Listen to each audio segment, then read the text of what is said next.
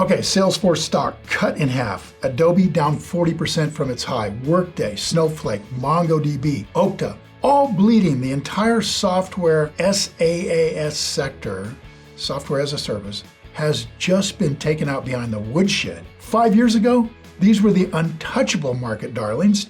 Couldn't buy them, they're super expensive. And today, they're being tossed to the side of the road, and Wall Street's convinced AI is about to finish them off. So here's what I want you to consider. When Mr. Market panics this loudly about this many companies at once, he's almost always doing one of two things. He's either correctly pricing in a death sentence, or he's handing long-term investors the opportunity of a decade.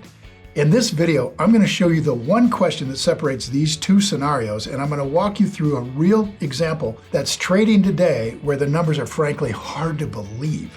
So let's talk about it. Now, before we touch a single stock, you need to understand something most retail investors get wrong. Not all sell-offs are created equal, you guys. There are three completely different kinds of sell-off, and they each demand a completely different response from you. So type 1, a company-specific sell-off. Management blows a decision, or growth is stalling, fraud surfaces. What happens is the stock drops, and the drop is usually deserved because the underlying business is actually worse than it was yesterday for the long term. Type 2, it's a market-wide sell-off. Industry rates spike, a bank fails, liquidity evaporates, everything gets repriced at once. So the good, the bad, the ugly, it all goes down. And these are the moments Buffett lives for, because great companies go on sale alongside the junk. Type 3, this is the one we're in right now, an industry sell-off. Not one company, not the whole market, but one entire industry is repriced simultaneously because of a major shift in the story of that industry. Industry sell-offs, in my opinion, are the most misunderstood events in investing.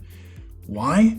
Because in the middle of them, the market stops being precise about the value of these businesses. Uncertainty is running rampant, and investors on Wall Street can't yet tell who the winners and losers will be, so they just dump everything in the sector. They dump the best companies, they dump the worst companies. They're all treated the same. And that lack of precision, that's where the opportunity lives, right there. That's where the gap between price and value can blow wide open in the best businesses in the industry, but you gotta know what to look for. So right now, software is ground zero. AI has created a wave of existential uncertainty across every SaaS business on the market. Investors are asking, will AI replace this product? Will the pricing collapse? Will growth flatline? And rather than answer those questions carefully, one company at a time, the market's just selling. So here's the one question, the one I promised you up top, that will tell you whether each of these fallen software stocks is a trap or a treasure.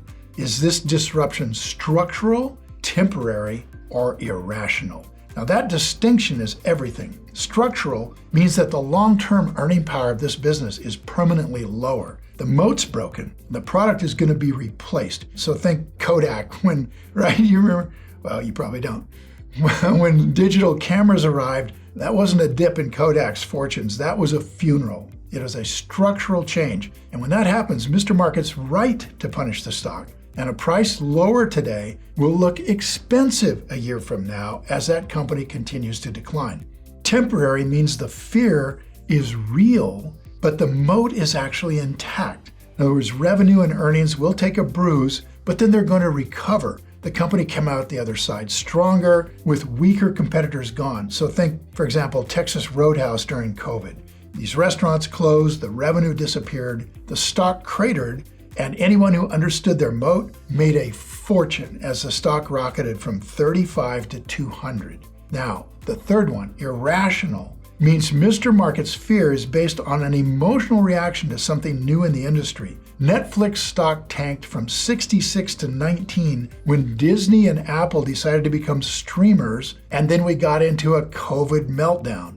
Then it just turned out the streamers really didn't matter and the stock shot up to 120. And that's where I think we are with Salesforce.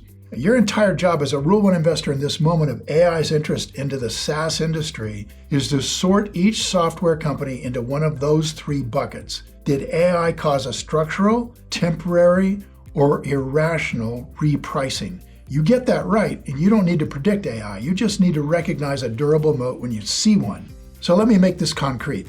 I want to walk you through one company in this wreckage, not as a recommendation, you guys, just as an example of how to think. So here's the setup. Salesforce. Salesforce is the system of record for how most of the developed world manages its customers. Sales teams are tracking deals in it, marketing teams are running campaigns out of it, support teams live in it. If you're in a mid-size or large business, your company revenue engine probably runs one way or another through Salesforce. Now here's the fear. Wall Street thinks AI agents will eventually match what Salesforce does. Faster, better, and cheaper. Or at a minimum, AI will collapse the number of seat licenses that companies need. Fewer licenses, lower revenue, crushed earnings. Now that's the bear case. And it's not crazy. But here's where Munger would tell you. Invert, always invert. Instead of asking, how could Salesforce win? Ask, what would it actually take for Salesforce to lose, to actually kill Salesforce?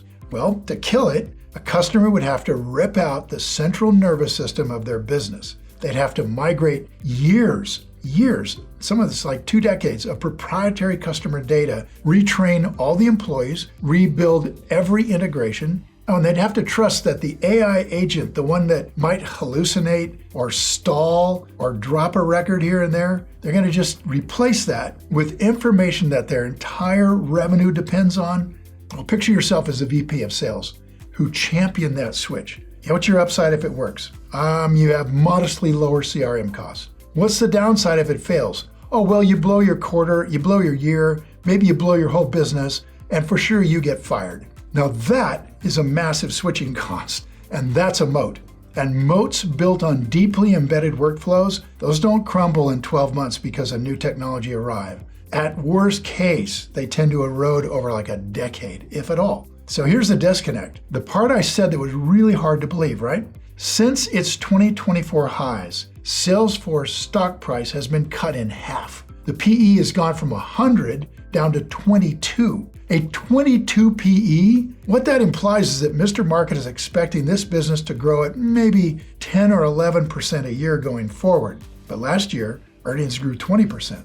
Operating cash grew 16%. Free cash grew 15%. Equity plus grew 15%. So, it's priced for 11 or worse on a business with really deep, expensive to switch moat growing at 15 to 20. Now that's what a gap looks like between price and value in an industry sell-off. And that is Mr. Market smelling smoke in a theater that isn't actually on fire. And all the Wall Street lemmings are running for the exit. Now, very important. I'm not telling you to buy Salesforce. That's not what this video is. That's not what we do. There are still legitimate questions about how AI reshapes the CRM industry in the next 10 years. And you should take the bear case seriously. Munger said it so well. Know the opposing argument better than the people who are making it. And that's how you avoid losing money. What I'm telling you is this. When an entire industry gets repriced because of fear, your job is not to run with the herd. Your job is to look at each company inside the wreckage and ask 3 questions. Is the moat intact or is it breaking? Are the financials still strong or are they deteriorating? And is the price now sitting well below what the business is actually worth? And when all 3 of those things line up, you get a real moat, really good financials, and real fear dragging the price down, you lean in, you do the work, and you make up your own mind. And that is so key to this whole game. Because as Buffett and Munger have said many times, Wall Street can make witch doctors look competent. Their opinion isn't automatically better than yours. In fact, since you can think in 5 to 10 year periods, even decades, and they can think only in quarters, you have a real edge in moments exactly like this one. Look, you guys, in moments like this, an entire industry is on sale and nobody can tell the winners from the losers on Wall Street.